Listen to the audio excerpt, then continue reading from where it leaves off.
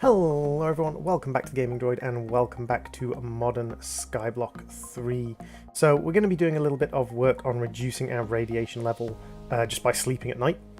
It is sunset at the moment, so what we're going to do is we're going to actually head over to our bed and we're going to wait until 10:30, which is when we can drop into the bed and have a sleep. This should drop us down to about 91%, I should think. 89%, that's slightly better than I thought it was. So yeah, I've had a little look and we're definitely going to need to go to Jupiter and Ceres before we can get the decontamination arch, which will be extremely useful once we have it. Let's just pop over to the tower and grab some stuff we haven't eaten before. We've not eaten raw wheat. And we've not eaten a raw carrot. And we've not eaten a raw spice leaf. There we go.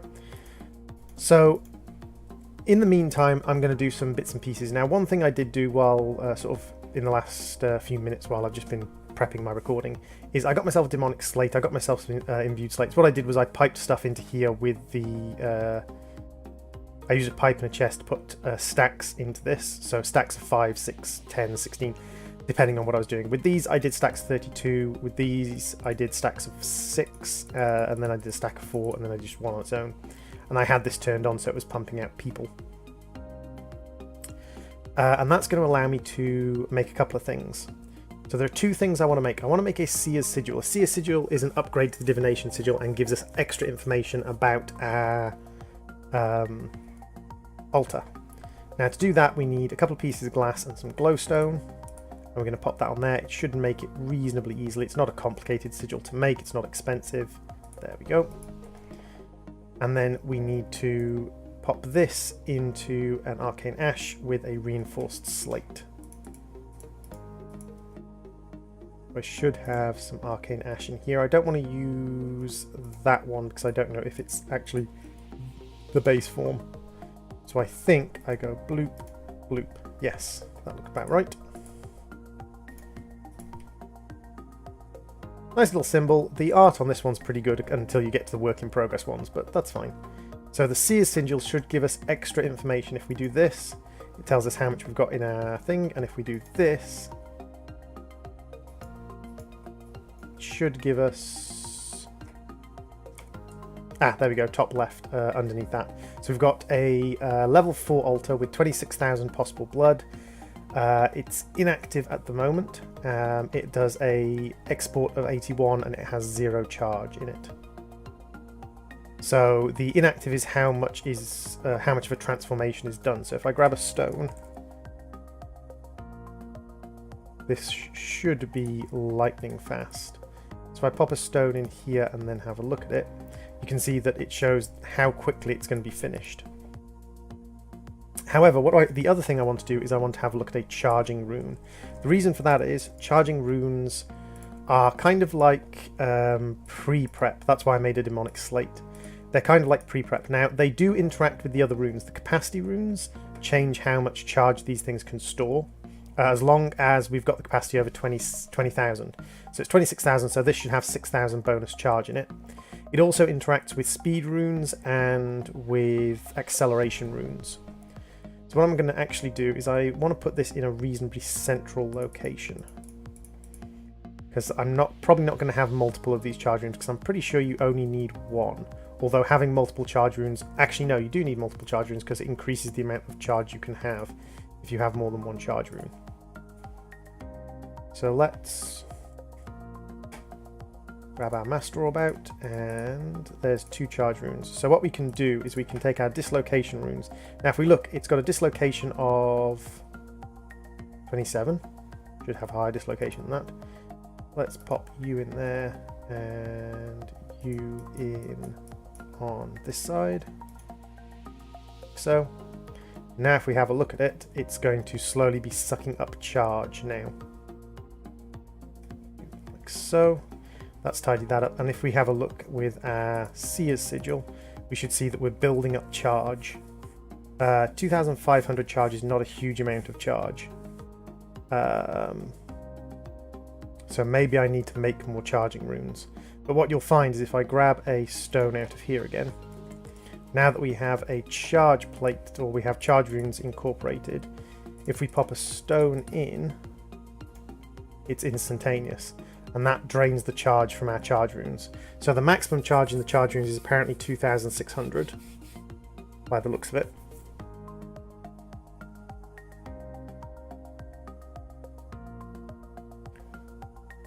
Yeah, 2,600 appears to be the maximum charge in the charge runes. So what we want to do is we want to kind of have a mixture of charge runes and capacity runes, because it does look like the capacity of the altar does affect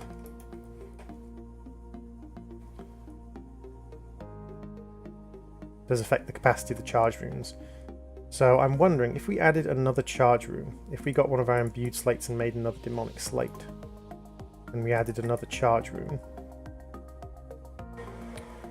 So we need to wait for that to top up, because it's not. So when you break it, when you break a charge rune, it gets rid of all of them. So theoretically, we should, if it's 1,300 per because of the increase from the capacity runes, it should be 3,900 now. Sorry about that in the background. That is someone, again, like cutting down trees outside. There seems to be an awful lot of tree cutting going on. I will have to go and close my window. So 3,900.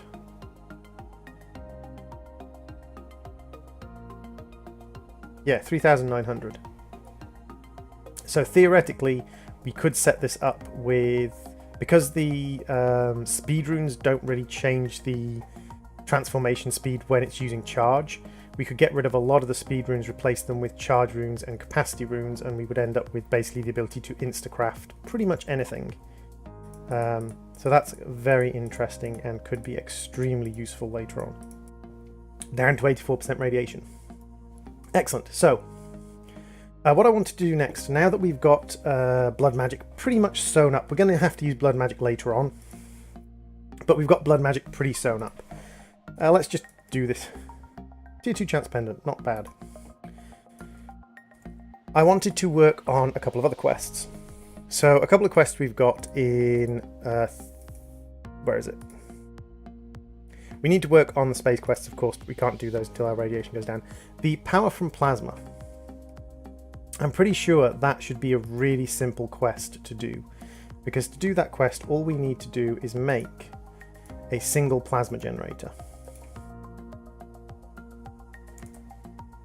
And these guys I don't think are difficult. Tungsten steel was the bit that I was waiting for. But in making my chickens, I made myself at one point a tungsten steel chicken. So I now have 10 tungsten steel. And we need to compress this at least 5 plates of tungsten steel. So thanks to just chicken breeding, thanks to the chicken breeding quest, we had tungsten steel easily available rather than having to mess about. Energy flow circuits aren't difficult. This is just a basic machine frame, which is refined iron. We've got plenty of that.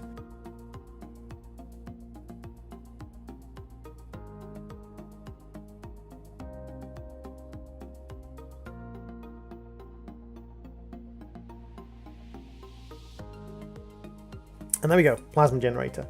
Now the plasma generator makes power from plasma, as the quest suggests. It uses plasma to generate a lot of power. You just create plasma using a mechanism. So we create this stuff, plasma.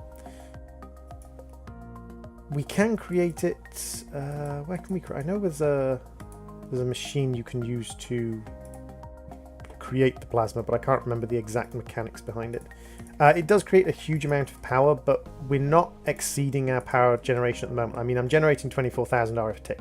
That's not an insane amount. I'm generating 24,000 RF a tick in here, 5,000 RF a tick here, 5,000 RF a tick here, and 2,000 RF a tick here. So that's what? 24, 26, 36,000 RF a tick. And it all goes into here and all comes out of here. And this thing isn't going down at all. So we're not using up more power than we're generating. So we don't have to worry about setting up more complicated things, because by the time we do, I've got Eulorium chickens making us Eulorium, and we're not far off unlocking the large multi-blocks, which will give us access to extreme reactors. Environmental technology we're working on. I've got upgraded one to tier 2. I'm actually going to upgrade the other one to tier 2 as well. So this is just a quest cleanup to a certain extent. Let's grab all of you, you, and then we will grab you as well. And what we can do is head over here, and we should be able to look at structure.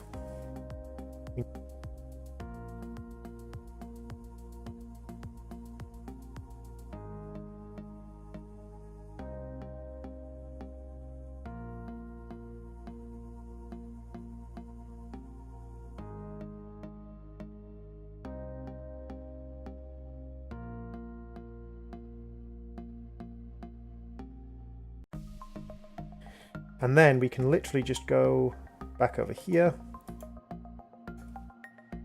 pick you up for a second, put you down in the same spot, grab our assembler, and we should just be able to right click this into completion.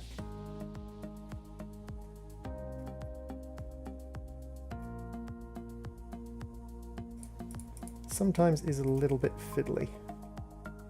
So we've got all of that in, all of that in, all of that in. We need to put you in here. And there we go.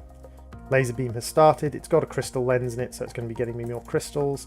And that's basically what I'm using these for at the moment, is I'm just farming up these crystals and these crystals. And then once we get enough crystals, we can then take it up to the next level, and the next level, and the next level, and the next level. So if we pop you in, make sure you're extracting, you should be generating ores much faster now. Yeah, much better. And that's heading us towards kind of like the upgraded resource miners, and into the upgraded solar panel, the upgraded lightning panels, and all the way down into the really good things like the environmental modifiers. The environmental modifiers are basically beacons.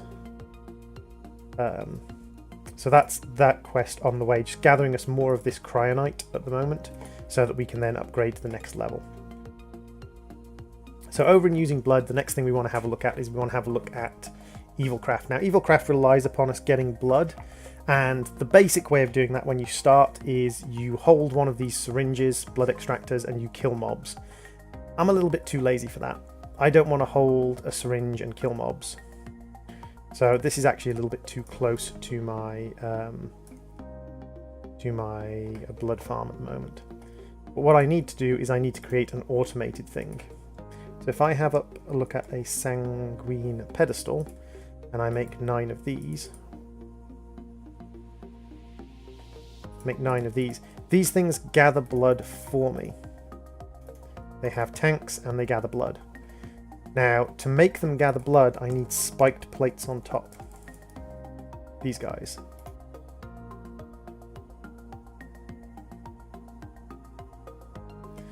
So if we pop these down on top of the pedestals, when a mob on here dies, it should immediately, or it should be giving blood into our killing floor.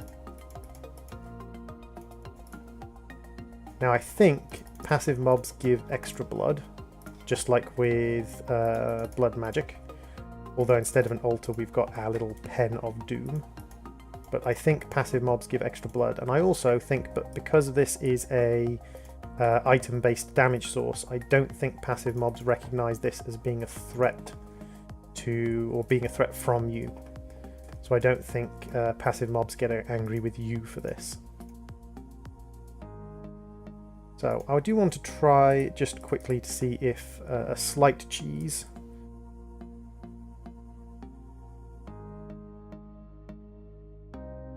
you in like so, and give you a hat. So now if we go under here and we take out the floor,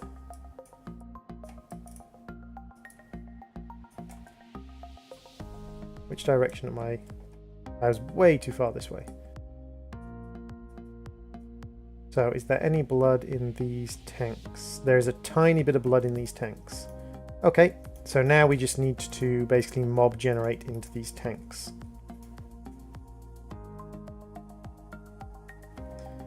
so that we can gather blood. Oh, an iron golem heart. That's not bad. So we have to think about what's the best way of mob generating into these tanks. And to be fair, I think probably just making a powered spawner is probably the best way to do it. So if we look up the powered spawner, these guys, we need to make one of these, and then we need to add in a soul in a soul binder. I believe we have some broken spawners, which is what we need. Evolved zombie, that'll do. Now, if we put a broken spawner, we don't want to change it to a different kind of spawner. I'm pretty sure if we just put a broken spawner with this in here, we create a not painted evolved zombie powered spawner, which is fine.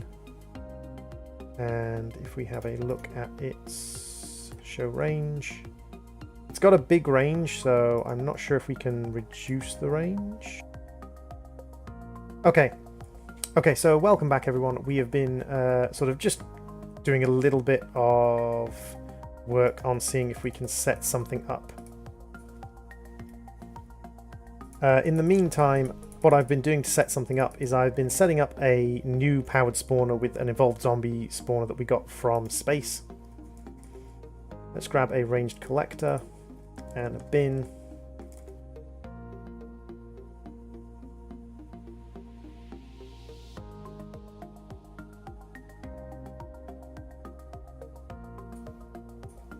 It's interesting that these guys do drop like space things like space food, but if I turn this off so I'm not collecting the blinking things. So welcome back everyone. So we've been doing a little bit of work while we've been getting rid of our radiation. I've set up an auto spawner, and as you saw I set up the spike traps earlier. Now we should be gathering blood. We are. So let's grab some ender fluid pipes and set all of these guys to extract.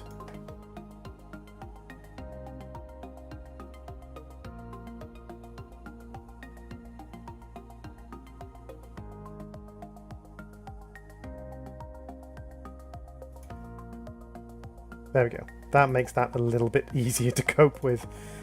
Drums. Do we have any spare drums? We have a demonically gargantuan drum that's spare. That'll do. I mean, it's a lot of drum storage, but there we go. So now we're gathering a lot of blood. Rather than gathering a couple of 100 millibuckets every now and then, this thing is just generating us thousands and thousands of blood. So now what we can do is we can start grinding through these. It wants us to make a sanguine pedestal with efficiency 1. The sanguine pedestals with efficiency 1 are a little bit harder to make because they need the special kind of blood gem. But we should actually be able to set up a reasonably easy system. Ah, the blood infuser. We might just need a blood infuser. Let's have a look at a blood infuser. Blood infuser. Requires a blood infusion core. Okay, so actually, yeah. So this whole setup that I was building here, kind of pointless because we can just create a thing called a blood infuser, which I believe is probably going to do the job we want, which is to automatically infuse things with blood rather than having to drop them into the blood over and over again. Now, if a blood infuser like this fills up with blood, can we just throw these in to get it crafting into items? Yes, we can even make upgrades for this. Yeah, we can do that. That's fine. And it didn't detect that we did either of those things. Okay. Let's try doing it on a normal crafting table then.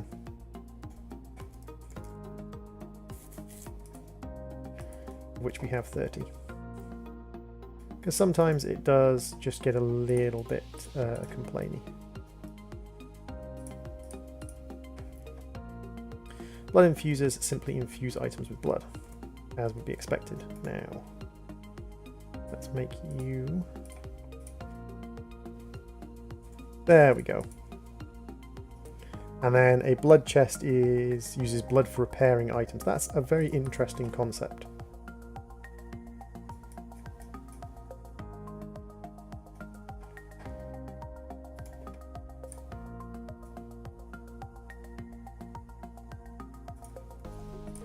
just start making some of these. Now, I wonder what upgrades can we put in these? Because it does have upgrade slots. At Evil Craft. It does have upgrade slots in the machines, so I'm wondering. Exalted Crafters. Not sure what they are. Potentia Sphere infused with blood to make an Ender Pearl. Okay, Effortless Ring. Doesn't seem to show me any upgrades, but we'll see. Promise of Tenacity 1 allows the blood infuser to hold 40 buckets of blood and unlocks a slot for the Promise of Velocity and Productivity. Ah! We want the promises.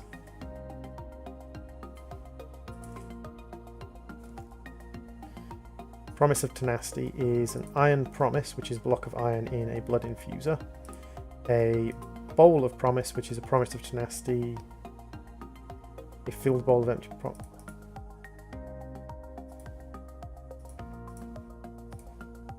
To make this, I need a bowl of promise.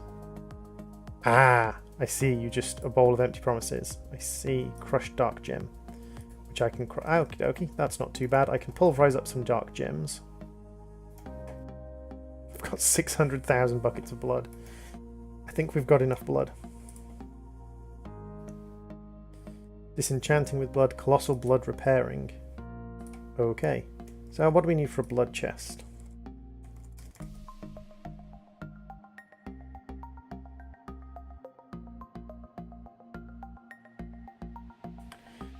Just wood and one of those cores. That's not a problem. You.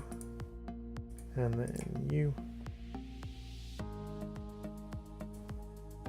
So this thing uses blood to repair items, which is interesting. Okay, that's pretty cool. It also increases EMC and blood's super easy to get hold of, so...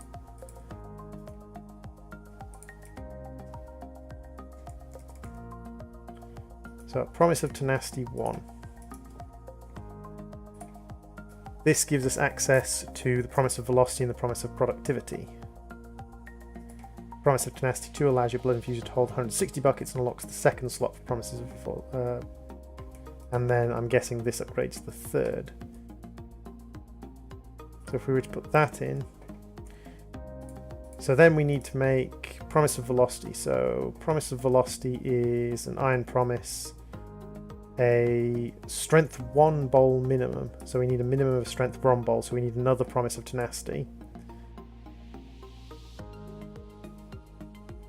And the Promise of Productivity is iron and a minimum of Strength 1 with some lapis.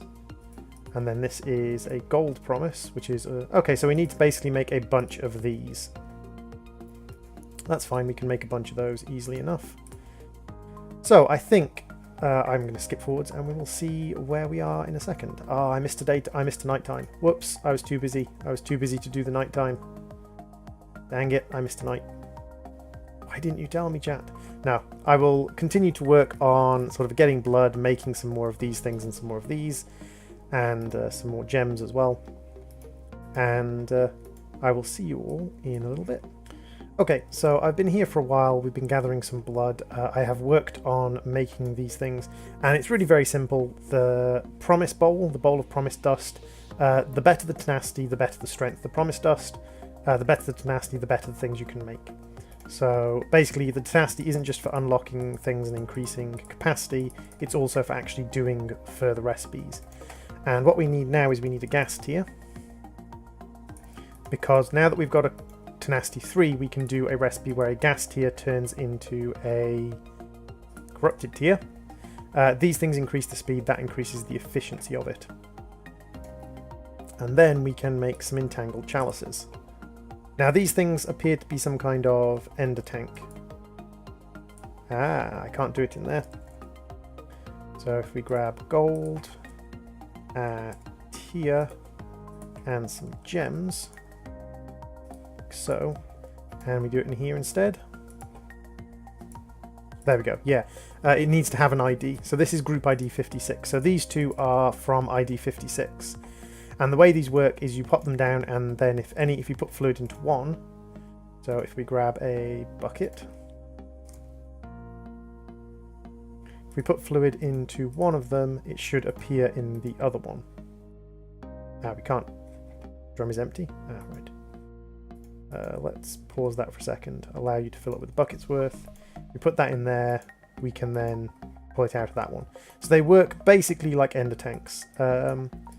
It's an interesting little thing. Not got any problems with that. The idea that we have an alternative to an ender tank that is reasonably cheap once you get to it.